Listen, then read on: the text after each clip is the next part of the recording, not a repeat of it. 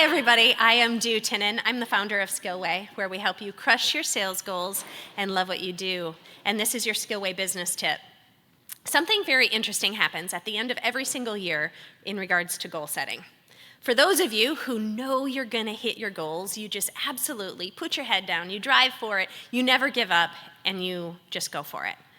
But then there's the other part, where maybe you know you're not going to hit your goal this year. And so instead of addressing the issue, you put your head in the sand and you ignore it. And I want to let you know that ignoring it is not necessarily where we want to go, because there's a couple of different things that you can do to ensure that you still hit your goals even if you are far off track. And the first thing is to address how far off track am I with my goals? Am I going to miss my goal by 10% this year, or am I going to miss my goal by 50% this year? And then once you address where you're at, the second thing I want you to look at is how long is your sales cycle? Now, what I mean by your sales cycle is when you are closing business from the time you get a lead until you close the opportunity, how long is that time frame?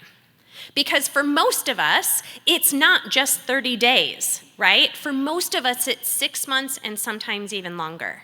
So if you know you're not going to be hitting your goal this year, that kind of means that you are giving up on Q1 or Q2 of next year, because the meetings that you're holding in October of this year are for next year. So really pay attention to, even though you're not going to be hitting your goal for this year, what you're doing is you are creating some consequences for next year. So that's the first thing you want to do, is look at how long your sales process is and then figure out, what am I going to do? The second thing that I recommend is that you look at every single person who told you no or not yet or anything like that from Q4 of last year or even Q1 of this year. How many of them could possibly be open to talking again? This might be the perfect timing for them. If it wasn't perfect timing last year, maybe it's perfect timing now. So the one thing that I can tell you is to not give up on your goals. A year ago when you set these goals, you were believing in yourself, you thought you could do everything, you were coaching yourself and saying, you can do it, and all of the things that matter. And so I want you to put yourself back into the shoes of the person you were a year ago when you set this goal and still go after it. And that is your Skillway Business Tip. Thanks, everybody.